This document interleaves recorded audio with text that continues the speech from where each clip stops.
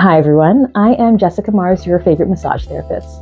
And while some of my clients may find themselves sleeping on the table during treatment, some are laughing, some are crying, and the rest are just sharing candid life experiences. And with their permission, I am bringing to you Table Talks. Picture this. You eat fairly well, you work out regularly, and by all medical standards, you're considered to be healthy. Then all of a sudden, you just don't feel 100%, but nothing alarming. You're not dying. At least that's what you think.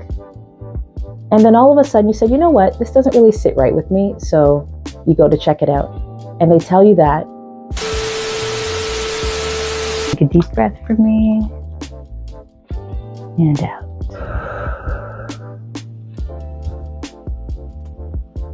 So tell me, why are you off right now? What has happened? Well, in January, early January, I ended up having a heart attack. January. You? Mid-January, yep. Of all people? Yep. Miss workout? Yep. How many days a week? 3 days a week. 3 days a week. Would you say like religiously? I'd say religiously, yeah. Okay. And it's pretty much as long as I've known you, you've had that steady routine. I eat Did you have any well. like history of that stuff in your family? No family history at all. Not on either side. Wow. Yeah. And as far as the doctors are concerned, it's just one of those things. There's no rhyme, no reason. There's absolutely no reasons why it should have happened to me, but it did. Wow. Yeah. You are probably the last person I would have thought would have a heart attack. For a lot of people, it's stress related and stuff like that too, and that's not my issue. No, you are far from stress. Like stress is, what is it? Yeah, stress is not my issue. It's not part of your vocab. No, it's not. Yeah, you're probably like the most nonchalant person anyone's ever met. Yeah. You probably raise your voice, twice a year? Well, I am a teacher, so I raise it more than that. But I'm not stressed about it, you know what I mean? Yeah. It's like You've done it enough. Yeah, it's for the moment, and that's it. It's not, something that lingers with me or that I think about or that, I feel overwhelmed with, stress and life and all this kind of stuff. That's not the type of person I am. But still seemed to happen. You were the one in how many that just has a heart attack just because. Yep. I don't even know what the number is. I listen, again, like for the most part, when we think of heart attack, you think of health, you think of family history, you think of physical activity or lack thereof. Yeah, I think you generally think of like larger, older men in general, even. Yeah. Not really even so many women. Right. But the statistic for that even has gone up like exponentially. On the female spectrum. Yep. Okay. Black females too, especially. Okay. Yeah.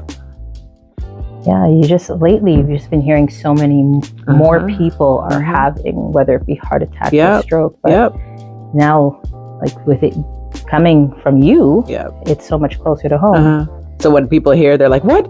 What did it feel like? What happened? Yes. I need to know, because if it could happen to you, there's a good chance it could happen to me. Nobody's safe. Nobody's safe.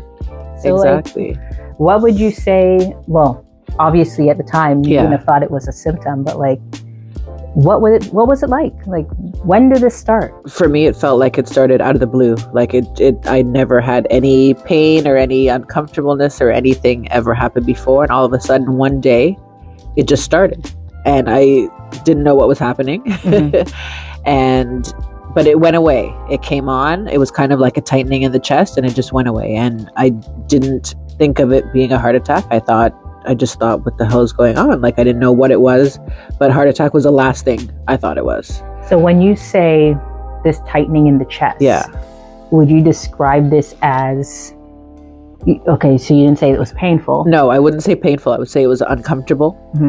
And it just felt like my chest was just being compressed. And as I said, it wasn't painful, just really uncomfortable and weird. It was a feeling I'd never felt before, never had it before in any capacity. So it being the first time you felt it, it wasn't alarming for you? It was a little alarming, yes, in the sense that I never had it before. Yeah. But in my mind, I still never even considered that it was something like to do with my heart in particular, or that I was having, a heart attack of any kind. I thought it could be indigestion, could be heartburn, could be acid reflux, a whole bunch of other things. Yeah, everything but that. But heart attack was not one of the things that I thought it could be. I get it. Yeah. I get it. When you don't know what to expect. Yes. And I'm going to say for the most part, when you think of those things, whether it be heart attack or stroke, you're thinking something like you're clenching your chest and you're dropping to the ground. And it's painful and like, you can't breathe, you can't talk, you don't know what to do, like you're going to die. And that's not necessarily how I felt. It was just uncomfortable. It was strange. It never happened before, but then it went away. And I thought, wow, that was weird, but... Like, how long would it last for? I think at the time it feels like it's lasting longer, but it maybe lasted a minute or two. What? Yeah. That's it. Then when you're in it, you maybe feel like it's maybe longer at the time that it's actually happening, but really I don't think it is. I think it's probably a minute or two. Wow. Yeah. Yeah, I would definitely expect more than a minute. Yeah. Especially when you're thinking something of that nature. Yeah. Or that it would be more constant, or like something that would make it a bit more pressing. It did continue to happen, but it was kind of intermittent. It wasn't constant. It didn't happen all the time. So I kind of just lived with it for a few days. It started on a Tuesday, and I didn't go to the hospital until the following Sunday. Wow. Yeah. So like Tuesday, was it like after dinner? It started during the day on the Tuesday. I happened to be off from work, so I was just at home, kind of just sitting on the couch, and the first one happened, and I was like, what is this? I didn't mention, I had ordered some apple cider gummies, and I had just taken one. So when it happened, I thought, I am never taking these gummies again. Whatever's in there. Yeah, like this is not good. I'm not taking these ever again. Wow. Until of course it happened again when I hadn't taken one, and then I realized, okay, it has nothing to do with that. And when you were experiencing these things, were you by yourself? The first time I was by myself, yeah. After that, when I had other ones, other people were around. But it wasn't painful. I was able to talk through them and carry on when they were happening. So sometimes I don't think people even knew that I was having one. I just kind of found ways to move around and get through it. Was it also while you were teaching it was happening? No, actually. Oh. No. Maybe the kids are the solution. Maybe I just needed to be around them 24/7. Yeah, you would have known. Wow. No, a couple times they happened while I was driving. So I'd just be in the car by myself. Yeah. Even that, like you hear people have medical emergencies while driving, but but I found, I don't know. I guess you kind of figure out things that make you feel better, so you just do them when it's happening, and then it passes. So I found, for example, putting my arm up in the air. So if I was in the car and it happened, I would just grab onto the handles, on the roof of the car, what do you call it? Oh, yeah, on the roof. Yeah. Yes. And I found when I had my arm up in the air that they would seem to dissipate and they would go away. I felt like my chest was opening up, and it would go away, and then it would be fine. And I think the words that you just said right there, your chest, like your chest cavity was opening up. Yes. So that in itself didn't allow for that compression that maybe was happening with your arm being down. So then you felt fine when it would go away, and if it went away, then you felt fine, right? Even at home, I found sometimes if I went to the washroom, it would go away. Number one, number two? Number two. Okay. Yeah, so it just seemed like a solution. If I was feeling it, I would go to the washroom. It would go away. I'd be fine. You can go to the washroom just like that? It seemed that I could when this was happening, which was really. I thought the same thing actually. Yeah. Because I'm frequent, but generally you just can't go when you want to go. Right? Yeah. But I found that when I was having the pain, I don't know. I did need to go, I guess. I don't know. And I have heard since then that sometimes getting rid of things out of your body helps you to feel better. So I don't know if it was a direct correlation or what it was, but I would not be surprised if there is some type of medical documentation that will say, you know what, yes, the release of fecal of something matter. out of your body helps you to feel better. I don't know, and it seemed to work. So if I was home, that's what I would do, and it would go away. Yeah. So that was, you said, on a Tuesday. That was a Tuesday it started, yeah. So I had them Tuesday. Tuesday I had that first initial one and maybe had another one. Maybe, I can't remember really. Wednesday, Thursday, Friday, I started to have them more often throughout the day. Not really in the night, I would find. I would, go to sleep and I'd be fine. I'd wake up and I'd be fine. And during this time, you're still carrying on with your regular routine? Yeah. Doing what I would normally do. I felt fine. Other than the times that they would come on, I felt fine. And as soon as they would go away, felt 100% normal again. So at this point, have you gone to work? No. Or you're still off? Still off. Okay. Yeah. And are you still working out during this time? Yes, actually, they started the Tuesday, as I said. The Wednesday, I went and worked out, and I was having them throughout the workout. Actually, at first, I thought maybe my sports bra is too tight. Maybe I wore one that is just making me feel uncomfortable. So a couple times throughout the workout, I actually stopped. I went outside. I got some air, and my trainer was like, "Are you okay?" Because she knows I'm usually like up for the whole thing, and I'm in it, and I'm going the whole time. She's like, "I don't know. You don't look too great. Maybe just sit out, for a round or two." So I'd sat out, and then I went by. I'm like, you know what? I feel much better now. Went right back in. And even the mere fact that your trainer has recognized you're just not yourself. But she's no professional. No, exactly. That is, to look at me and be able to diagnose something is happening, right? It was fine. You don't look good. Yeah, I went through the rest of it. At the end of the class, I just felt like my sports bra was too tight. So I actually ended up taking it off and just putting on my sweatshirt, and I felt better. Like my chest felt like I could, breathe properly. I felt so much better. I was like, okay, well, that was it. The top, my top was just too tight. Anything that wasn't compressing your chest would give you relief. Yeah. So I went on through the rest of the week, and, they came and they went, but I still went on doing my daily life. At any point in time, when you were doing this, was it around your son? No, actually, he happened to not be around when I would get them. So he never saw me going through the distress of it. I know, it's strange, I guess. I never really thought about that. But yeah, he never happened to be there. Lucky. Yeah.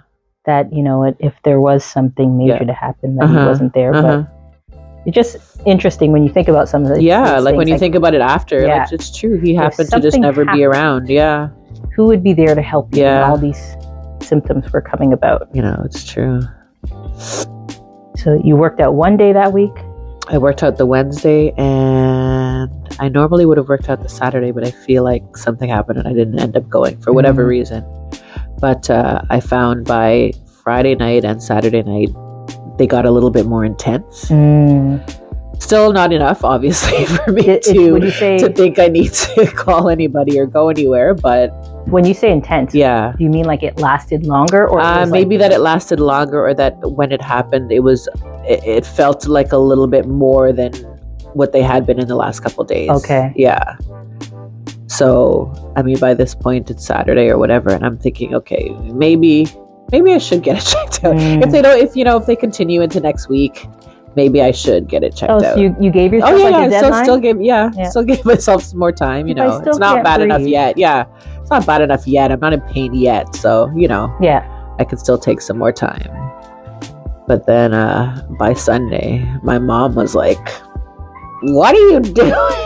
She's like, "Get to the hospital and let them tell you that it's indigestion or heartburn. Don't self-diagnose." She's like, "Don't fool around with chest pain, right?" Well, what did you tell her to make her think that it was something maybe I was supposed to go see her, and I had actually decided earlier that Sunday morning. I was like, you know what? I'm not feeling 100%. I'm probably not going to go. So I was actually just calling to tell her that I wasn't going to come by. And she's like, why not? I said, I don't know. I've just been having, some chest pains. So I'm just going to kind of chill today. And what? Chest pains since when? And I said, she's like, are you crazy? So your mom is a retired nurse. Yes, she is. So she knows that. Yeah. She's like, don't play with that stuff, man. Let them tell you what's wrong. Don't guess what's wrong with yourself. Go to the hospital. Right. At first I was like, yeah, you know, if I have another one or if it continues, then I'll go. She's like, listen, I will come up there and get you and take you myself if you don't go. So I was like, And self-diagnosing is really the worst thing you absolutely, can of ever course do. it is. I don't know what's going on. Especially if you want to I'm put that making into up any Google. story in my head of like what's happening. Yeah. I thought, you know, I have low potassium. Yeah, maybe if I take, you know, an Advil, it'll be fine. Like it's no big deal until you go to the hospital and they tell you, oh, by the way, it is a big deal. Mhm. Yeah. So so you said this is Sunday. She told Sunday you now, yeah. you should go check it out. Yeah, and still I was like, whatever. If it happens again, maybe I'll go. And I think I probably hung up the phone with her, and another one came on, and it was a bad one. That was God. Yeah, and I was like, you know what? Those that can't hear must feel. Exactly. And that's exactly what it was. Mhm. Oh, you're gonna play with this? Okay, here's one for you. Yes. And by that one, I was like, okay, this is I can't. I can't. I need to go get this checked out. Mhm. As soon as I went in and they do the initial check, the nurse called me back and she's like, no, you need to come back here. I need to run your tests again. Something is not right.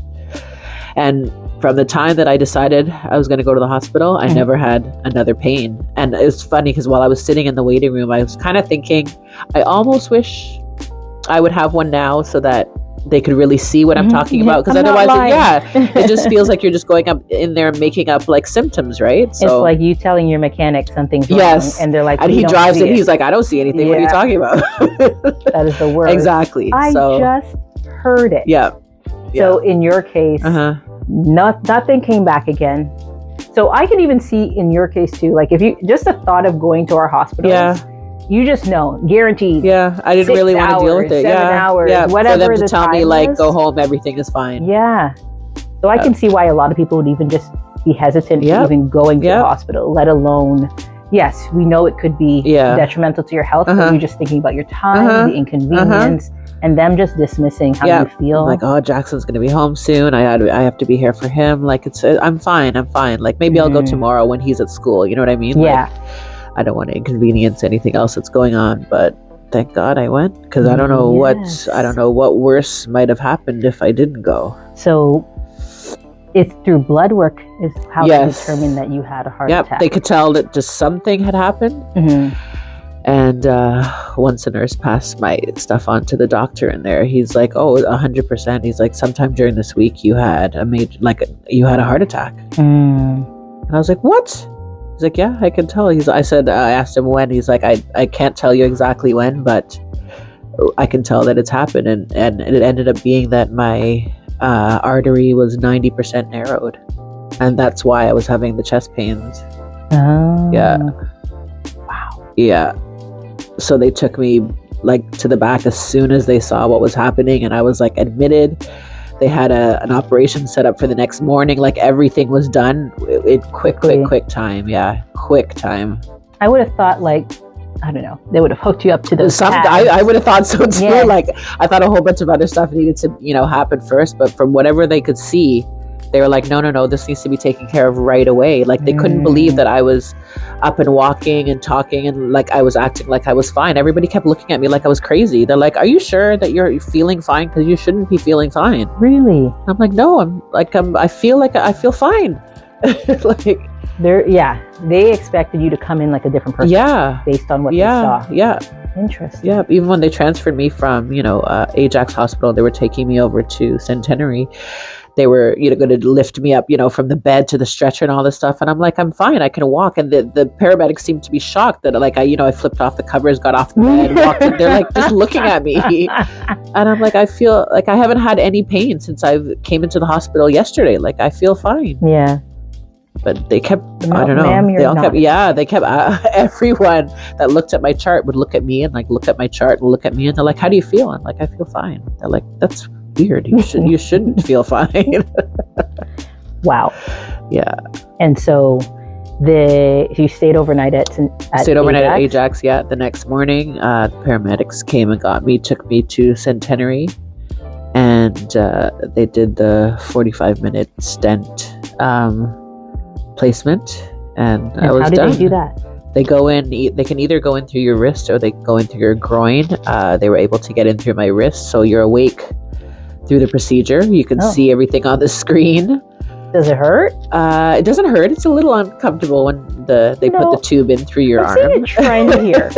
You keep using the word uncomfortable to describe how you feel. This could be the problem, but that could be part of it. Do you have a high pain tolerance? Is this what it is too? I do. Okay. That's what they said too. I mean, I had Jackson at home with no medication or anything, and I was fine through that.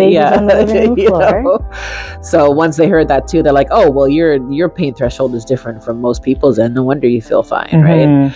So it was a weird feeling for them to put the tube in through your wrist and go all the way over to your heart, and it was kind of strange seeing your heart like on the screen and seeing what they're doing.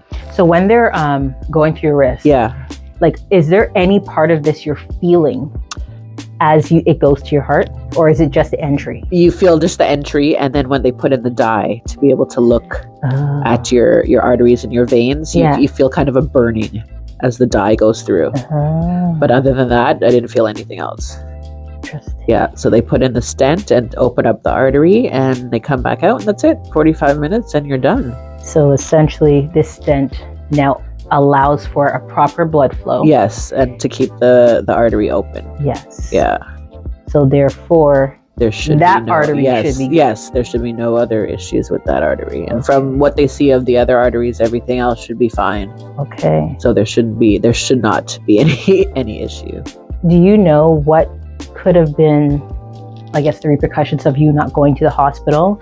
Could this have led to, God forbid, you passing? Or could this have led to... I believe so. I believe if I hadn't gone and I continued to have them, that maybe the artery would have just closed completely, and that would have been it. All right. Yeah. Or I wasn't sure if maybe there could have been damage of the heart, possibly, as a result of it. Maybe that too. But from what I gather and from what I feel, because the intensity started to get worse, that I feel like maybe eventually it would have just closed it, and then that would have been it. Yeah. Interesting. Wow. So you got transferred back to Ajax? Yeah, transferred back to Ajax. Spent another night there for them to monitor me. And did you have to go on medication? Oh yeah, I'm on I think 5 different medications. One of them I will have to take forever. Okay. And that's an aspirin, but the rest are blood thinners and stuff, beta blockers, and hopefully most of them I will only have to take for about a year. So we'll see once the year is up what happens. Okay. Yeah. You know what? The number of people that I've heard having heart attacks lately and strokes. Yep. I've started to be, obviously, I'm somewhat, I don't want to say consumed by it, but you can't help but be. Yep.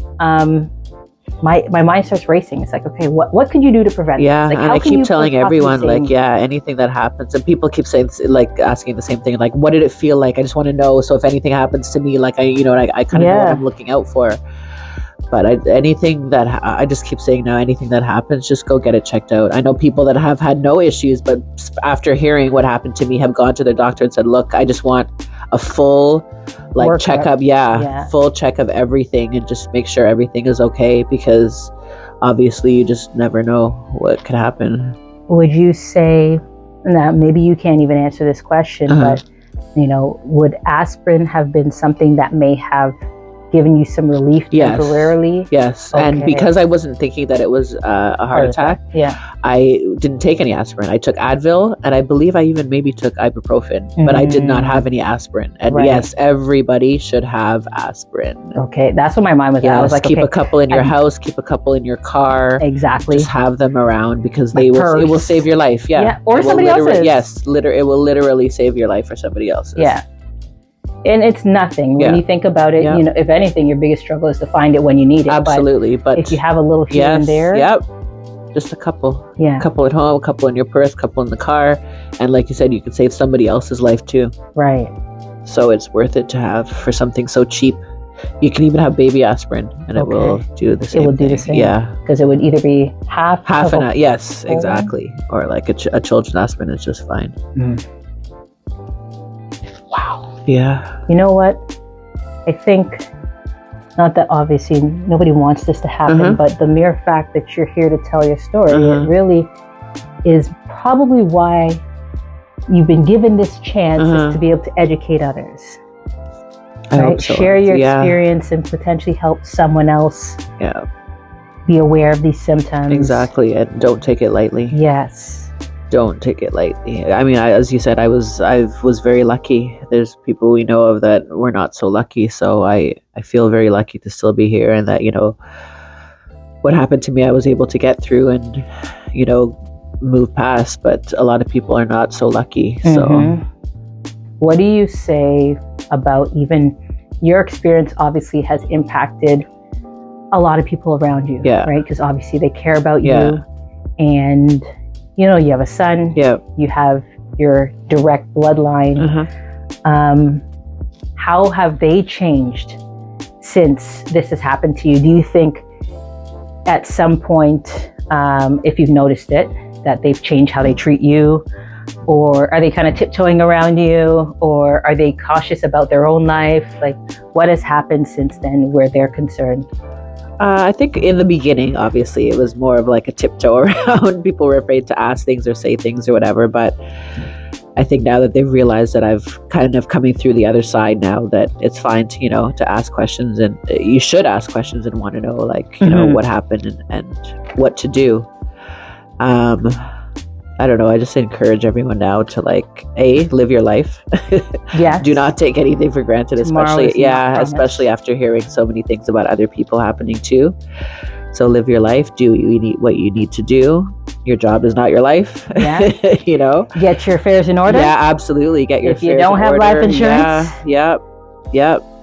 Spend your time with your family and friends and do the things that make you happy. Yeah. Because tomorrow you never know what's going to happen. Yeah, because most of us have a plan to do something tomorrow. And at worst case, it's to just get up. Absolutely. And function. Yeah. But then now to have the possibility of this life-changing experience happen. And after it happens, you're not exactly the same. Like, I couldn't get up and just go to the gym anymore. I had to wait a month and a half or almost 2 months before I could kind of go back to the gym and feel like, and not be afraid almost. Okay. That, you know, if I push it too hard, that something might happen. So there's that moment of not only you weren't allowed to, but then there is the fear of you. A little bit of, that if I, you know, maybe if I push it too hard and maybe I'm breathing too hard and like, what if this isn't good? And, you know, you have a few of those thoughts until you start to really get back into it and realize, okay, I'm fine. But that part is scary too. Yeah. You know, you're afraid to push it too hard. Have you been even told that you can't eat certain things, or that's never because of the way I have been eating, which is, you know, generally pretty healthy? I was just told, you know, just incorporate more fish, like having more fatty fish and stuff like that can always be good for you. So just do that. But other than that, there was nothing I was told to stop doing or continue or anything like that, because I was generally eating, you know, pretty well. So just incorporate more fish. More omega-3s are good for your body, and continue to exercise. Like, that's something that I shouldn't stop, is what they said for sure. Go right back to your exercising, and everything I was doing was fine. There's no reason why it happened, so continue living your life and doing what you were doing. Do you think anything within your lifestyle may have helped you with this experience? Like, maybe I think because worse? I think if I hadn't been working out or if I hadn't been eating fairly healthy, that my recovery would have been a lot worse.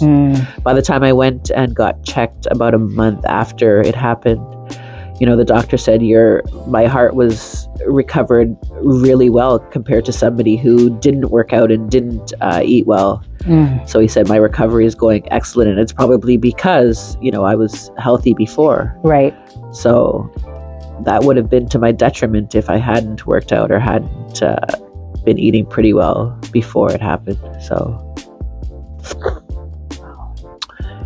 I don't want to say you're damned if you do, you're damned if you don't. Well, but you know, you kind of are. Like, yeah, you're right. Because you know, as much as we want to live forever, that's impossible. Yeah. Unless somebody else wants to sell some magic potion. But for the most part, we don't know what our time is. And because our mind sometimes is fixated on, living till we're old and gray and, whatever this end of life is to look like, you just always had picture it being elderly. Yeah.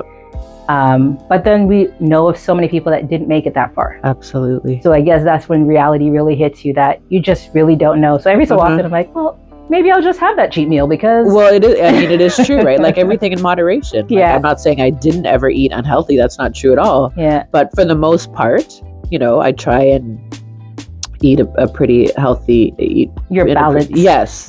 Yeah. I always just say everything in moderation. I always said I work out because I love to eat. So, it goes both ways. But I mean, it's helped me that I did work out and that I did eat pretty well before I had the heart attack, because I don't know what recovery would have been like if I hadn't. Right. So you've got the vegan, and I use these examples because they're supposedly, we'll call it the healthiest people when you talk to those that want to advocate for one or the other. Yeah. So you got the vegan that could potentially drop down from the exact same problem at the age of 30. And then you could also have the obese person that lives to 93. Exactly. So there is really no guarantees in all of this. Yeah. It's like somebody that smoked for their whole life and doesn't get cancer. Right. But somebody who hasn't all of a sudden has it. You're like, it just... There's no rhyme or reason to it, but you have to kind of, live a generally, I think, healthy lifestyle in order to expect, something good. I agree. Well... I appreciate you giving me your time and just sharing what you'd gone through, because I think aside from hearing it from you and truly, like, I heard part of it. Yeah. And before hearing it out of your mouth, it's like you're trying to piece it together. Like, how does this happen? Exactly. This is not making sense to me. And exactly. No. I need these gaps. Yep. Filled because it just doesn't make sense. So many people ended up calling me after because they're just like, I just want to hear it from you. Yeah. Because they're the same thing. They're like, I heard from, so-and-so that it happened or whatever, but I need to hear from you exactly what happened, how it felt, what you did, like all that kind of stuff. And that's how I was like, okay, I know her phone's probably ringing off the hook, so I'm going to leave her alone. Yeah. But I'm like, let me send you a text. Yeah, okay, just respond back to me. And then I'm like, okay, maybe I'll call. Yeah. Okay, but she doesn't answer, I'm going to leave her alone. No, it's been crazy. Like, it just still to say that it happened is still sometimes weird. It's that word. Like, I'll never forget telling my dad. Yeah. He's like, the dread? I'm like, yes, the dread. How? Yeah, like when I tell people initially, everyone's like, what the fuck? Yeah. You? Yeah. I'm like, I don't know what. Yeah, I don't know what to tell you. Yes. I don't know. It's crazy. Defying all odds. Yeah. So even now, a couple of months later, they're still lingering kind of, and I only kind of feel them now, a little like lingering symptoms, just as in I'm more tired than I used to be. I find I get tired a lot easier. Did they tell you that would be a symptom? Yeah, they said that would probably happen. And then there's a little bit of weight gain because of the beta blockers and stuff that I'm taking. So I'm trying to, reconcile with that. That's a tough one too. It is. Especially when you're not used to. Yes. So these are drugs you have to take, exactly. but these are the side effects. Exactly. Yeah, so I'm trying to figure out how to, There's a lot of people I know that, again, like that drug that they have to take for whatever, whether it be for fertility or mental health. You take it for a month, all of a sudden you're 30 pounds heavier. Exactly. Yeah. Exactly. And your mind isn't. It's fragile. Yes. Yeah. And you're trying to like kind of reconcile with that you have to take the things that you have to take, but now this weight gain becomes a part of it. You're not used to. Yeah. What it's doing to you. It's a hard. I don't know. It's weird. You just got to figure out how to kind of like live with it, Yeah. And be okay with it. Well, and that's just it, because it's not like you walk around with a sign that says, hey, by the way, I've gained X amount of because pounds. Of this. Yeah, exactly. Right now, the public looks at you. Yep, and that's all they see. They just see what they... Yes, right? That's all they see. And you feel like you want to explain it to everybody, and, obviously you can't, and you shouldn't, and you don't have to. You shouldn't have to, right? Yeah, but still, it's even within yourself, it's hard to kind of... Right. I know exactly what you mean. Reconcile it, yeah. They're like, oh, well, she's been sitting at home probably eating a few burgers. Yeah, you know. And that is kind of part of it, because for, you know, the first month or two when you can't really work out, that's how it feels. Yeah. Like you're just sitting on your ass, not really doing very much. And it feels like the pounds are just, you know, packing on. Yeah. Yeah. But, well, the point that they tell you is that you're not supposed to, for example, don't go up and down the stairs a lot. Don't lift heavy things. Don't do this. Don't do that. Nothing that brings nothing, stress exactly. or strain. Yeah, but also nothing that brings me joy of doing those type of things. You know what I mean? Yeah. And like, you know, getting a result from working out. Like, you can't do that. So for 2 months, you're just sitting there. There are a few people that wish they were you at the time. There are few. I wouldn't say a lot, but there's some people that want to sit and literally do nothing. But I don't think they understand. You know, it's good for the beginning, like. But yeah, when it's something that when you're forced to have to do it, it's different than when you want to do it. Right. So it's harder to have to listen. And then of course I have my mom who's like, don't do anything, don't pick up anything, don't like. Was she over all the time? Oh yeah, she stayed with me. Oh Lord. For the first while after, like, we love her. 7. Yeah, absolutely, but you know, you need space. You know how you've been out of your house for X amount of years. Yes. Like, yes. It's. But then, you know, my mom, I mean, she's great, of course. She's, of course, you know, cooking for me, clean my whole house, anything I need, checking on me all the time, telling me to go rest, all that stuff. And my thought wasn't even that you're annoyed by her friend. She's literally doing everything for you, so you can't even do anything yourself. It's true. Yeah. But that in itself is frustrating, right? Yes. That you can't get up and do anything yourself. But, you know, I know obviously she's doing it because I need it, and it's out of love and all that good stuff.